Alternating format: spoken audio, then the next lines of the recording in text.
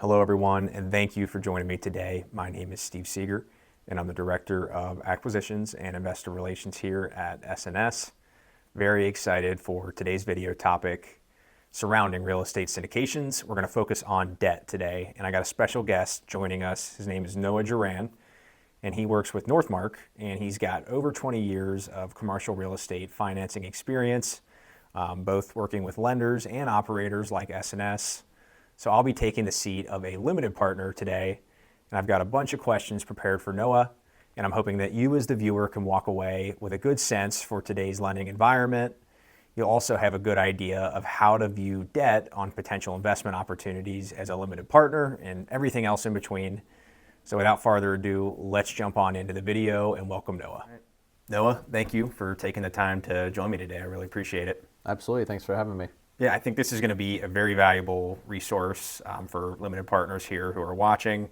I want to kick things off, though, by just asking you to walk us through your background. Yeah, so I've been in commercial real estate lending over 20 years now. I have worked at a life insurance company as an analyst underwriting commercial real estate loans. I went to a bank after that and was on the commercial real estate lending side there for about 7 or 8 years as an analyst, and then into junior lending. And after being in banking for a while, I got a little tired of that environment and decided to try my hand at brokerage. And in 2013, left the bank to join a brokerage company as a mortgage broker, and then went to Northmarq in 2015, where I've been over 10 years now. So have looked at all different kinds of property types, all different loan types in the brokerage side, lots of different lender types. So probably done 300 loans or so on the brokerage side, a couple $1 billion in financings, and then many others working at the bank and the life company as well. And have you always been in the Cincinnati area, or did you move to here? Yeah, I've always been here. Yeah, I'm born and raised in Cincinnati, and after college moved back here and started working at the life insurance company. Well, that's very helpful because it can give me a sense, as I'm going to be sitting in the seat of a limited partner. Who am I talking to? What is their background? We're going to jump straight on in here just to talking about the market today. So my first question that I prepared here for you is just, can you give me a snapshot of today's lending market, and maybe just what are interest rates doing right now, and where do you see them moving over the next couple of years? Sure. The current lending environment today is very robust. For commercial real estate loans, we have lots and lots of different lenders and lender types who are active in the marketplace. Banks are really as active as they've ever been. They've been experiencing a lot of payoffs lately, so they're hungry for new business. Fannie Mae and Freddie Mac are very active. They just increased their cap for 2026 to $88 billion each, wow, which is more than a $10 billion increase from the 2025 caps. Life insurance companies are very active. For them, it's a cheap cost of capital, so their rates are strong, and they're fighting for really strong deals. CMBS market's robust. The bridge market, the CLO market, that's very robust. So we have a lot of lenders out there fighting for a lot of deals, and we are seeing that for high quality deals, there's a lot of interest and a lot of competition, which is causing spreads to compress a little bit, which is good for owners and investors. That's very helpful. Now talk to me a little bit about how are you viewing the deals that you're seeing right now? I mean, the heavier value-add deals relating to real estate syndications in the multifamily space versus more stabilized deals, maybe. Yeah, so for value-add deals, we are typically looking at maybe 2 or 3 different buckets of capital to finance those deals. There's still a lot of activity in that space. We have a lot of investors who are buying maybe older properties that haven't been renovated, and they think there's an opportunity to put money into them and push rents a little bit. So that market is still very strong. The banks are very active in that marketplace. The bridge lenders, they specialize in that marketplace as well. And then there's even some life insurance companies financing those types of deals as well. So still a lot of capital out there, and we usually get a competitive bidding situation when we take a deal like that out to market. I want to go over just some debt basics before we dig in on the limited partner focus questions more so. So I guess starting things off, this is probably something that you get asked a lot, and it's for someone that may be only familiar with a personal mortgage, how would you define debt in a multifamily acquisition, and kind of explaining what you do in the scope of multifamily itself. Yeah, so when people buy a house, they're typically not buying it all cash, although maybe in the current environment we're seeing more and more of that. And if you don't have, the cash to buy the property in full, you're putting maybe a percentage down and then you're borrowing the rest from the bank. And it's really no different in the multifamily financing space. Typically, when you're buying a home mortgage, 15 to 20% down is the minimum. Some people put down more, some people might put down less. And we see the same thing in the multifamily space as well. 20% is typically a minimum, and we often see investors or lenders requiring 25 or maybe 30% down, or even in some cases more. So it's a very similar type of tool where you just don't have the cash to pay for it. Yeah. And the other reason somebody might do it is because your returns will be higher, and that's where the term leverage comes from. So you're putting debt on the property, which is leverage, and that's going to help you amplify your returns. Now, on the flip side of that, the more debt you have, that can magnify losses as well. So it is something where you want to have that right combination of debt to equity in the deal. So when we're looking at a deal, if we see a sponsor saying, I can only put down 10%, or we're limited to 15%, we need a high leverage loan, that's a red flag. Okay.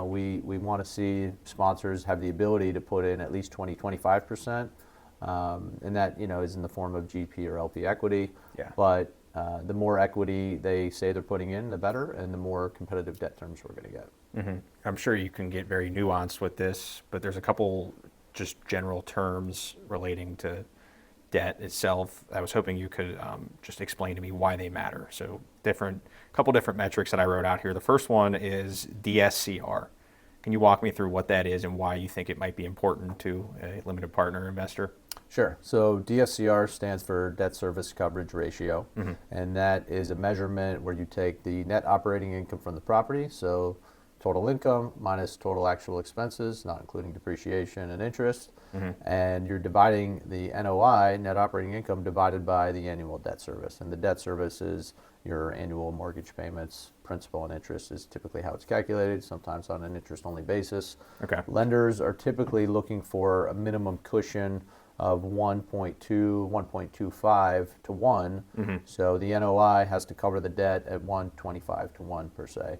And if you get below that, then that means maybe the performance is suffering a little bit, or maybe there's too much debt on the property and the payments are a little bit more than the property can handle. So the lender wants to give themselves a cushion, because if it goes to below 1.0 times, that means the property is not generating enough cash flow to cover the loan payments, and you have a problem there. So lenders are always what we call sizing a loan to a debt service coverage. So they're going to look at the income, the net operating income from the property. They're going to come up with a loan amount, interest rate, amortization, and size the loan to say 1.20, 1.25 times debt service coverage ratio. One other thing to touch on that is often we see loans with ongoing DSCR covenant tests. And what that means is the lender may test the debt service coverage ratio once a year, twice a year, sometimes often more than that. And if you don't meet the debt service coverage ratio test, the lender may have the ability to ask you to put some more money in. It gives them an opportunity to just say, hey, let's talk about this, let's discuss it. What's the problem? Is maybe the property's not performing as well, maybe the interest rate went up this year and the payment changed. But it gives the lender an opportunity to say, hold on, what's going on? Let's have a discussion. They may, like I said, they may ask you to put more money into the deal to remargin the loan to meet the test, or they may give you some more time to meet the test if there's some extenuating circumstances.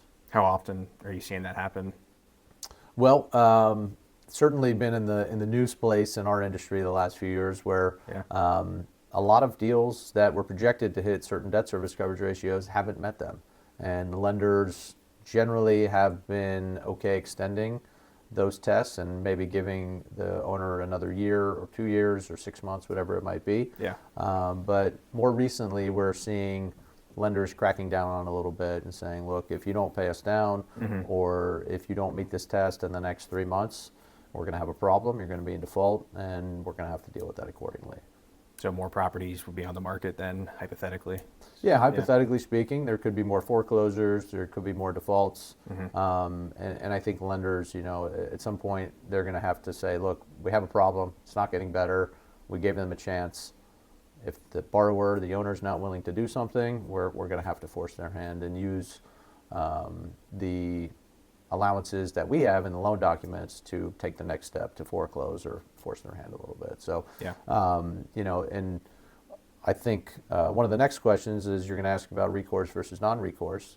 And as we're talking about defaults and foreclosures, this is a very important question and topic to discuss as well. So recourse means somebody is guaranteeing the loan, generally in the form of a personal guarantee as an individual. Sometimes it's an entity, but what that means is the lender has a backstop to not only the property paying the loan back, but they can go to the individual or to the entity, if it's a recourse loan, to go after that entity to pay the loan back as well. Yeah. So it's an important tool for lenders to use.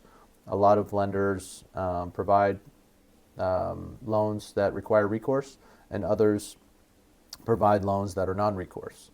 And for the reasons we just discussed, many borrowers and owners are averse to recourse. They will not sign a loan if it has recourse. They just won't do it because ultimately they don't want the lender coming after them. So if we have a situation where the property is not performing and it's a recourse loan, the lender has the ability to go after the individual for their personal assets, their house, cars, cash, artwork, whatever it might be, to help get the loan repaid back. In a non-recourse situation, the borrower could say, I'm done paying, it's not working out, and I'm allowed to, by the loan documents, essentially hand the keys back to the lender and walk away. The lender cannot come after you in most situations. Yeah, you covered a lot of my questions there for kind of the basics.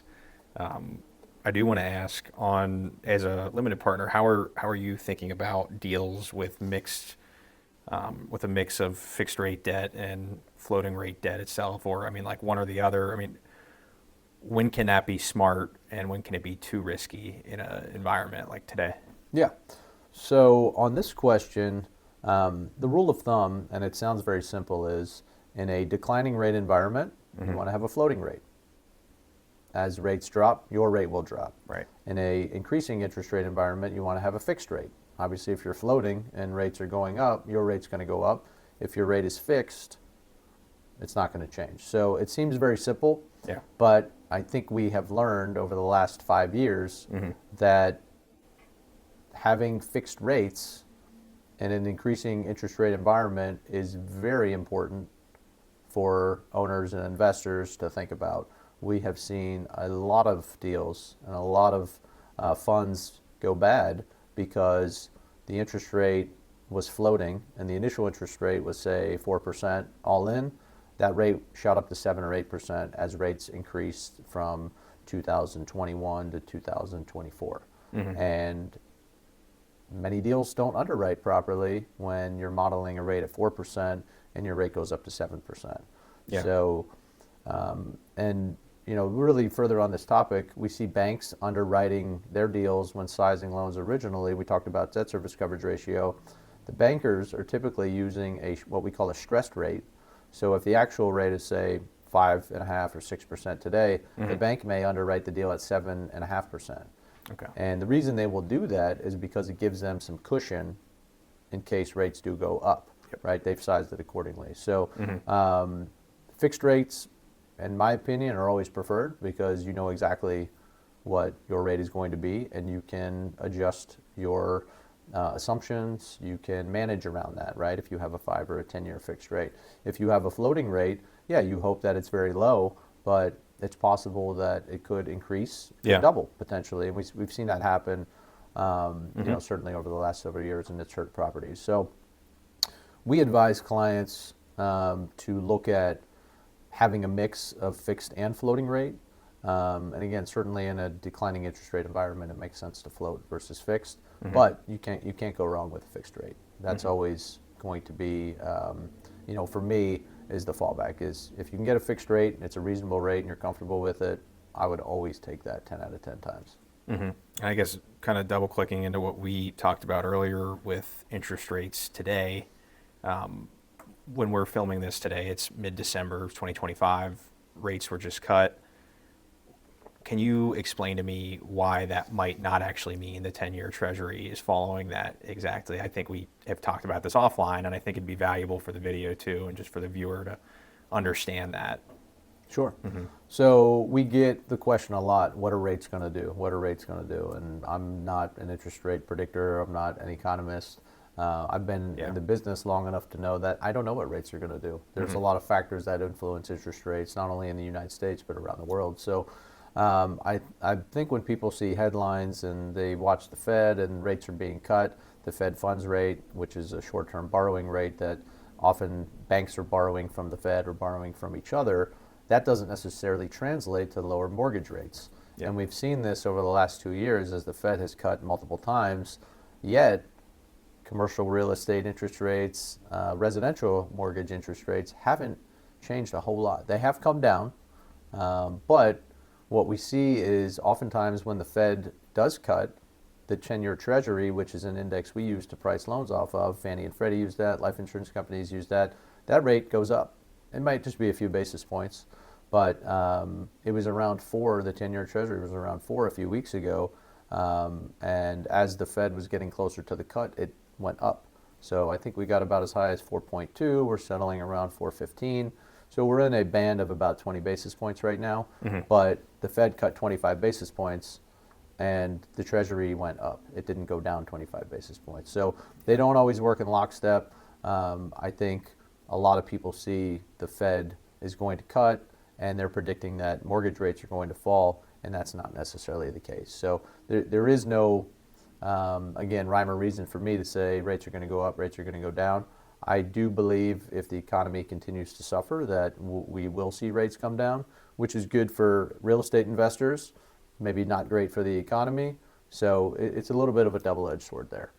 And again, this goes back to the fixed versus floating rate question. When we're talking with clients, when I'm evaluating a deal, when I'm looking at financing, we always say, you know, again, if you can fix the rate and the rate works for you, you know, don't look back, don't look forward. Just take it, make your deal work, right? You can work around your fixed rate. You can manage to that. Yep. Rates might go down 20 basis points the next day. You know, they might go up 20 basis points the next day. Nobody really knows. So you have to really look at what is the rate today? Does it work for this deal? Does it work for me? And not look in the mirror or try to look too far forward, because we really don't know what's going to happen. That's a very valuable answer there. Thank you for that. Sure. Now, we talked about this a little bit before, the idea of leverage. What does it mean? And you talked about how more leverage would increase the return for the hypothetical deal we're talking about. Where do you see the line being between too much leverage and a healthy amount of leverage when you're evaluating opportunities? Yeah, and that there's no one one answer fits all deals for that. So Yeah. the way we're looking at it is, how much leverage can the property handle? How much debt can the property handle? Not only today, but what we think it might look like in the future, right? On a value add deal, we're talking about putting money in, raising rents, and hopefully increasing value and net operating income. Right. But we always have to ask the question, what happens if those assumptions change? What happens if we don't hit the rents, the projected rents that we're getting, or real estate taxes increasing? And we're seeing the market's fluctuating a little bit in terms of rents right now, rental growth, rental rate growth, and then also we've seen increases in insurance as well, right? Obviously, cost of labor is increasing, maintenance is increasing. So we're seeing all of those things going up. So we really have to think about what happens if maybe rents don't increase as much as projected, or what if expenses go up more than we think, and give ourselves some cushion when underwriting a deal. If the property business plan is not executed perfectly, do we still have enough room in the deal to make sense of the deal for returns, debt service coverage ratios, LTVs, those kinds of things? So when we're looking at a deal, there's no one size fits all answer, too much leverage, but I can tell you that in my 20 years of doing this, the one thing that has killed more deals than others is too much leverage. And I think across real estate across the country, that is the number one thing that hurts deals more than any other, is too much debt on a property. And we see people, they want to lever up. They want to put as much debt as they can on a property because it reduces the amount of cash they have to put in. It juices their returns. Yeah. But if the market changes, right, the direction of the wind changes, it can sink you very quickly. So, certainly anything more than 80% is a red flag. But again, we like to be that 65 to 75 is a good sweet spot, and that's where most lenders are wanting to play. Some lenders are willing to go higher in the capital stack. We're seeing people put preferred equity, mezzanine financing on top of the debt level, maybe to get to 85 or 90%. And there are situations where those deals will work, but again, you get to that over 80% in the capital stack, and it can certainly be challenging. So, that's anything below 80 is looked at as positive. Anything above 80, I would put some extra eyes on that and see what the situation is. Mm-hmm.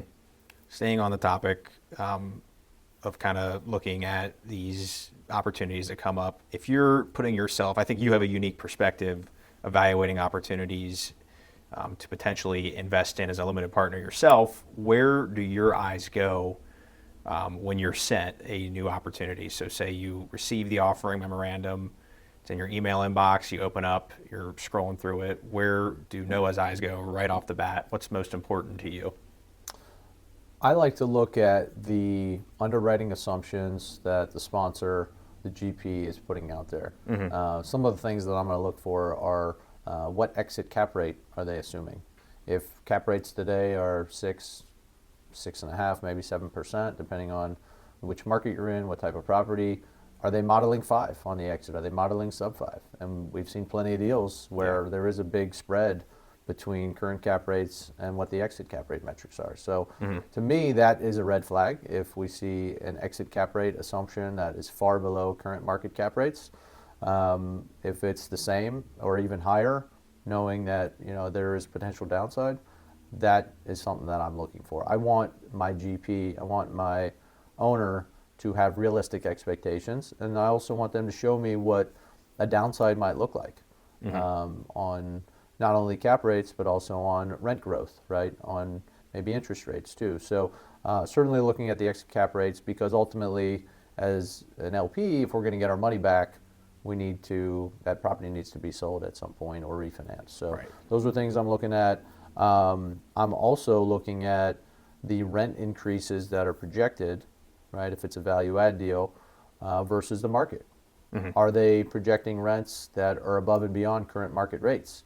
Are they using comps that are really not comparable to the property I'm investing in? If it's a B or a C class asset that I'm investing in, and they're saying, hey, we have these great rent comps and they're all brand new class A buildings, those are not real comps to me, right? Yes, the top of the market is here, but our property is never going to have that great amenity package. It's never going to have 10-foot ceilings, right? It's never going to be that same level of quality that these Class A buildings are. So I want to look at what are the rent projections for the future versus what the actual market rates are for very comparable properties in the similar locations of similar quality.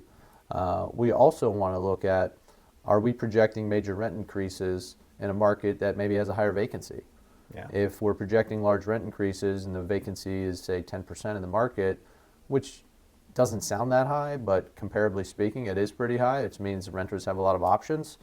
You're not going to be able to push rates potentially as high, maybe as we think. So those are some of the things I'm looking at. And then also, I want my GP to have some equity in the deal, right? I want them to have some skin in the game, have some cash in the deal. I'll always look to that. And I'm looking at the fee structure as well, right? If fees are based on performance, or the majority of the GP's profit is going to be based on performance, future performance, then I know that my goals are in line with their goals as well. So those are some of the things I'm looking at. Also, we're going to look at what's the loan to value, what's the loan to cost on the loan. If I see 90%, I know there's not a lot of room for error. The deal has to work as planned, or else we're never going to hit those assumptions. So those are certainly a lot of the things we're looking at. And I think one last thing to think about is fixed rate versus floating rate.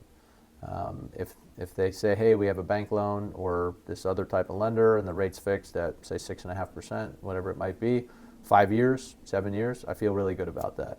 If it's a floating rate, I want to know maybe a little bit more detail about that. Do you have the opportunity to fix it? Can you do an interest rate swap during the term if you want? Or is the lender requiring you to buy an interest rate cap? Right? And those are maybe some more details that people can look up to see what those are. But those are some of the things that they cost money potentially. Interest rate caps can be expensive. And if the lender is requiring you to keep that cap during the term of the loan, and you say have a 3-year term, but you only buy a 2-year cap, you're going to have to buy another cap potentially in 2 years. And the cost of that could fluctuate depending on where the market is. So those are some of the things that we're always going to be looking at. I'm always thinking about as an investor, and then some of the things that I want to look at on the lending side is fixed versus floating, right? If we're floating and it's a rising rate environment, that may be a red flag to me, right? Do you have the ability to fix it? Do you have to buy a cap? Can they do an interest rate swap?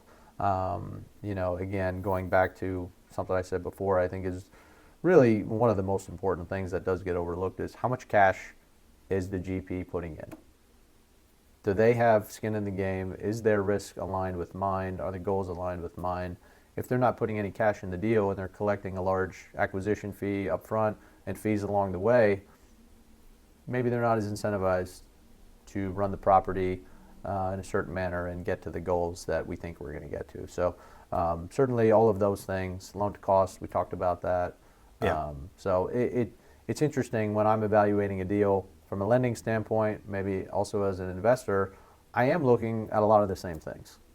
Yeah, it seems like there's a lot of overlap, and that alignment of interest too does matter a great deal. So you covered a lot of the red flags and green flags when you're evaluating opportunities. Is there any that you didn't mention that maybe you do as a lender that you wouldn't do as an LP, or is there any more overlap there that we can tap into? Nothing really comes to mind right now, but I think there is certainly a lot of overlap. And again, I'm generally evaluating a deal with my lender hat on, which I think LPs should use more of, right? And my experience perspective is different than maybe a lot of LPs who don't have the similar level of experience, but we're asking the same questions. Lenders are asking the same questions. They want to know, are the projected rents achievable, right? Can we achieve those in these markets? So there is a lot of overlap there, and then the other thing, we didn't really talk about it, but we have it written down here. The sponsor track record to me is probably the most important thing. When I'm thinking about investing in a deal, or even from a lending perspective, I want to know who the sponsor is. What is their experience level? Have they executed these business plans in the past? Do they live near the properties? If not, do they have experience in managing properties outside of their market? And if so, how are those properties performing? So all of those things are relevant to the deal. But ultimately, I think when we're evaluating a deal from the lending side or from an investing perspective, we're really investing or making a loan to the people. Certainly, we expect the property to pay the loan back, but ultimately the people have to perform. So that to me is the most important thing, is who am I investing with? Who am I making a loan to? Who are we underwriting? What is their experience? What is their track record? That is always the first thing. And that track record actually, my guess is that can influence the type of debt and leverage that this sponsor can get as well. Is that right or no? That's true. Yeah. And look, if you have a property 5 years ago, didn't perform as planned, maybe you had a problem with it, and there's a fair explanation and you're being honest about it, that's okay, right? Nobody bats 100% in any sport or in this business, but being upfront about failures, I think, is also an important aspect for an investor and for a lender too. And saying, hey, this one didn't go like we planned. We ultimately sold the property. We made a little bit of money. The returns weren't great. The lender didn't lose any money, right? Or we built this property and the great financial crisis hit. This is how we acted. We worked with the lender to get this paid down as much as we could. Ultimately they sold the loan and whatever the case was. But again, being honest about it, I think, is the most important thing. Staying on topic, I want to unpack how an LP in your shoes, you got your lender hat and you got your investor hat. We'll keep taking it from that lens. But how do you think about refinance assumptions when you're reviewing an opportunity, both as a lender and as an investor? What's realistic versus what's overly aggressive in your opinion? Yeah, a lot of this goes back to some of the things we talked about in terms of what kind of rental rates are we going to get in the future? What does the NOI look like? Yeah. I generally am not going to take a GP seriously if they're saying, hey, we expect rates to drop 1 or 2% in the next 3 years, and we're modeling our refinance based on a rate that's not market today. So if we can get, say, 6% in the market today, and we're modeling a 4% interest rate on the refi, I have a problem with that. If we are modeling cap rates that are well below current market cap rates today, and there's no assumption that they might increase or stay the same, to me, that's another red flag. I want to feel like there are realistic expectations out there and that they're achievable. Hoping that interest rates fall is not a good business plan. We've seen them go the other way, right? And I don't believe that we're going to be down 2%. We might be, but if that's the case, then maybe the economy is bad. So those are some of the things that we're looking at. Some of the things that we see on refinance assumptions that I think are reasonable are, say you have maybe a 25-year amortization on your acquisition loan after your interest-only period, and you're modeling a 30-year amortization on your exit on your refinance. That's fine. That's what Fannie and Freddie offer. That's what CMBS and other types of permanent lenders can offer. So those things I'm okay with. Can you model some interest only on your refinance? Absolutely. If it's a 80% loan and a 10-year IO, I'm going to have some questions on that. Yeah. Right. That's outside of market. So I want to make sure that the refinance assumptions are market today, and maybe even with a little bit of cushion built in there. And then also, how are we viewing expenses in the future? Right. Are we assuming insurance is going to go down? Taxes are going to go down. If we expect expenses to go down and rents continue to increase, that may be a red flag for me as well. So again, we want to take a little bit more conservative approach in underwriting and how I'm viewing those things. And hopefully the GP and the owner are going to do better, right? And then the returns are going to be better. Everybody will be happy with that. So yeah, I guess in the event that a sale or a refinance has to occur earlier than the original business model, I mean, as you know, these business plans are not set in stone and they can change depending on the market and how the deal's performing. Can you explain to me what a prepayment penalty is and yield maintenance too? I think that would be valuable to learn. Yeah. We like to call them prepayment premiums. Penalty sounds bad. But ultimately, lenders put in prepayment penalties because they have put a loan out and they're expecting a certain return for a certain time period that the loan is out there. So if it's a 5-year term, we might see a prepayment penalty of maybe 3% in year 1, 2% in year 2, 1% in year 3. Sometimes it burns off, sometimes it stays. Every lender does a little bit differently. But ultimately, the lender is saying, look, we're committing this capital to you for 5 years at this interest rate. Yeah. And if you pay it off early, we're not going to get that interest return that we had projected. So they put the penalties in there because they want to keep the loan, assuming it's a good loan on their books. In some events, they'll waive them, maybe if the property's sold or if you refinance with the same lender. And then yield maintenance, we see that from permanent lenders, life insurance companies, Fannie Mae, Freddie Mac, and CMBS use defeasance, which is a similar type of prepayment structure. But ultimately, it's what we would call a make-whole provision, where it's the same idea. The lender is putting the money out for 5 or 10 years. They're expecting a certain income stream from that loan for that period. And if you pay it off early, they're not going to get that money. So the yield maintenance prepayment structure captures some of that, or maybe all of the interest that they were set to earn over that time period. Okay. And we typically see the prepayment structure with yield maintenance, it's a minimum of 1% or whatever the yield maintenance calculation is. It's a little bit more complicated to calculate yield maintenance, but essentially if you pay it off early and rates have gone down, you're going to have a higher prepayment penalty, because once you pay that loan off, the lender can now lend that money out at a lower rate, so their return is lower. If rates go up from when you locked your rate and you pay it off early, generally you're going to have a lower prepayment because they could take that money and now lend it out at a higher rate. That's super helpful. I want to wrap things up into the kind of big picture here, and probably repeat on a little bit of what we talked about, but I think it's important just to summarize here.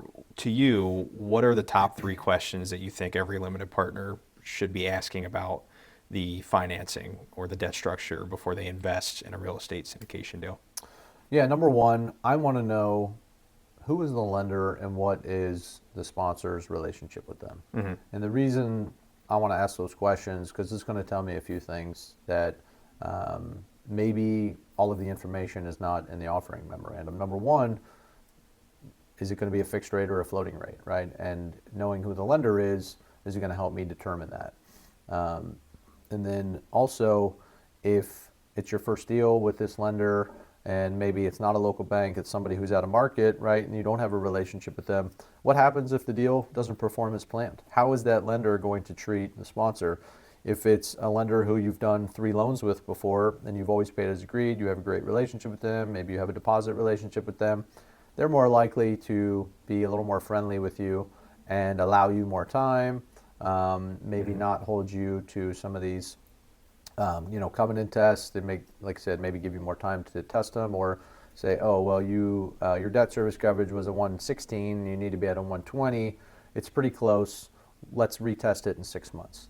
Some other lender who you don't know, you've never done a deal with, they don't know your performance. Frankly, there's no personal relationship with them. They're less likely to treat you in that favor. They may say, hey, the loan documents state this. You didn't meet this test. Sorry, we don't have any leeway. So to me, that is really important to know. It's not a make or break, but it's something that I want to know. Again, I want to know who's the lender, what's the relationship with them, have you done business with them before, how have they acted, maybe if things haven't gone as planned, is it a fixed rate or a floating rate, right? So the second thing that I would want to look for and find out is what is the loan to cost, what's the leverage, right? If we're 85, 90%, that's a red flag. If it's 50%, I'm all in, right? There's a lot of cushion in that deal. So those are that's another thing that I'm going to look for or ask. And then I think this one's probably underlooked, and it may not be as important to some people, but to me it is. How long is the term of your loan? And if you have a fixed rate, how long is it fixed for? Because the reason I want to know what the term is, if you have a 2 or a 3-year loan and it takes you longer to complete your business plan, what happens at the end of 2 years or 3 years if the property's not ready to be refinanced or sold? Are you going to go back to the existing lender and say, hey, we're not ready, we need more time? Well, maybe they don't have the ability to give you more time. Then you're scrambling, trying to find another lender who's going to give you time to finish your business plan. So if you have 5 years or 7 years or 10 years, you have plenty of time to complete your business plan. You have plenty of time to see where the market shakes out over the next 3, 4, 5 years. And maybe there's an opportunity within that 5-year window to sell at a higher price that you didn't project from the beginning, and you want to take advantage of the market. Sure, you might have a prepayment penalty, but if the market's that strong, that should be offset by a higher price, right?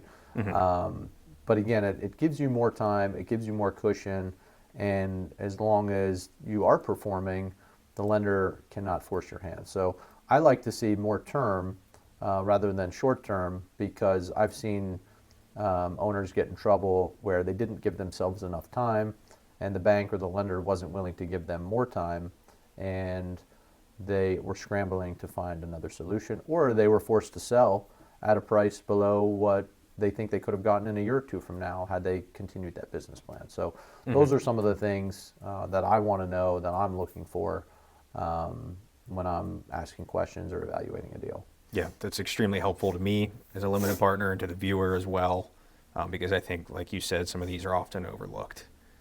Now, looking ahead the next 5 to 10 years, obviously no one has a crystal ball, but what are the biggest risk and opportunities that you're seeing in the multifamily debt market, and how do you think that sponsors and limited partners should position themselves for those risk and potential opportunities? That's a great question. Yeah, I wish I knew the answer to this, Yeah. to see where the market is going. Um, One thing we have seen a lot of is bank consolidation. And to me, this is a little bit of a risk, as some of these smaller banks are getting bought by larger banks, and even middle-sized and larger banks are getting bought by larger banks.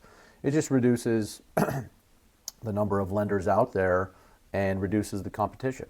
Yeah. So the less competition we have fighting for a deal, the less quotes we're going to get, and we may have, instead of 5 quotes on a deal, maybe 2, and maybe 3 of those quotes are missing because those lenders don't exist anymore. They were bought by another bank. So it's not a problem today, and in most markets there's enough lenders going around. But in our market here in Cincinnati, there's certainly a lot less banks today than there was 5 or 10 years ago. So that's something that's on my radar. We haven't talked about AI yet, and I think AI will be something that becomes more prevalent in our market down the road. We're starting to see lenders using AI a little bit more. Not yet to make decision making on a Yeah. loan, but if we start to see lenders replacing people with AI and computers to make decisions, I think that's a risk where it could limit the ability to find capital, because maybe the AI doesn't have the ability to really think outside the box, Yeah. and look at context and say, well, this is a really tough deal, but SNS or this sponsor, they know what they're doing. They can handle this deal. We wouldn't normally make this loan, but for this group, we would. And I don't know that AI is going to be able to make those types of decisions. So I think in our industry, the people are still very important, and AI hasn't taken over yet. Hopefully it won't. But that's something that's on my radar is, how is AI going to play into our space? Yeah. And what kind of effect is that going to have on the lending market and decision making? And then something that should also be on our radar is the securitized loan market. We have certainly seen a lot more cracks in that space, not only in office, but also in multifamily as well. And there's a lot of noise out there. It's not going to be another GFC in my opinion, but it's something that I think should be on our radar, where if there are more issues with that marketplace, we may see less lenders out there, right? Some of these lenders might be forced to sell or go under or just get out of the market as a whole if they're not making any money. So that's something that I think we should look at. But that could also create opportunities for folks like SNS or other companies, as we talked about before. If there are more foreclosures, there's more properties that have gone into default that could create buying opportunities for the right investors. So we're starting to see that a little bit more, and I think that could become an opportunity, but it's also a risk. So some of the other things to touch on that I think are opportunities in the future are, as more capital flows into commercial real estate lending, really as an asset class, to me, more competition may mean a cheaper cost of capital. So, we talked about bank consolidation, but we're also seeing capital coming in from other avenues that wants to get into commercial real estate financing. Certainly on the private side, Fannie and Freddie increasing their caps, life insurance companies are pouring more money into it. So the more money that's playing in the space should create more competition for now, and for the right deals, we should start to see hopefully some cheaper rates.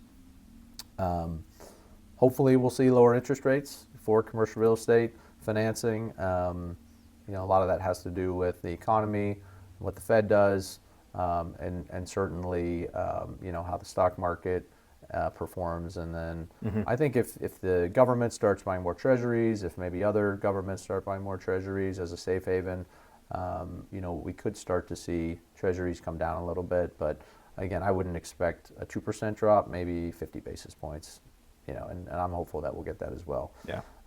And then the other opportunity that I want to touch on, and I'm certainly not an expert in this space, but there's been a lot of noise and talk about Fannie Mae and Freddie Mac potentially going public. Right now they're private entities, and if they do go public, the belief is that their cost of capital will be cheaper, and we may start to see some lower rates there as well. So that could be an opportunity, maybe more lending, lower rates, and that would certainly be great for the marketplace. So, those are some of the risks and opportunities that I see, and I'm sure there are many others that or you're not even on my radar yet. Yeah, I should have opened with that question. That was fantastic. I don't want to beat a dead horse here, but my last question that I have written down here, and if it's already something that you shared, no problem.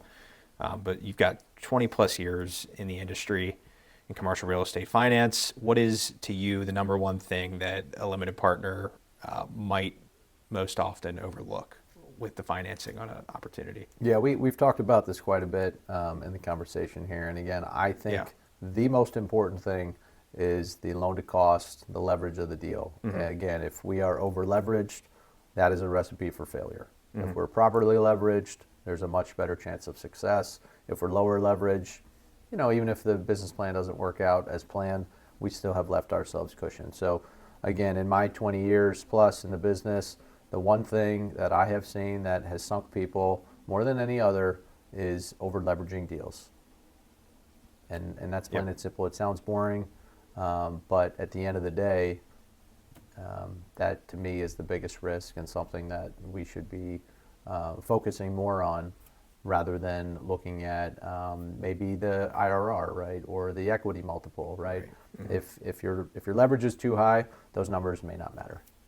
I know I've asked about it a lot, but I think it's important. That's why I do a lot of overlap today, but incredibly valuable content. And Noah, thank you for taking your time here today. I appreciate it. Thanks for having me. Really appreciate it as well.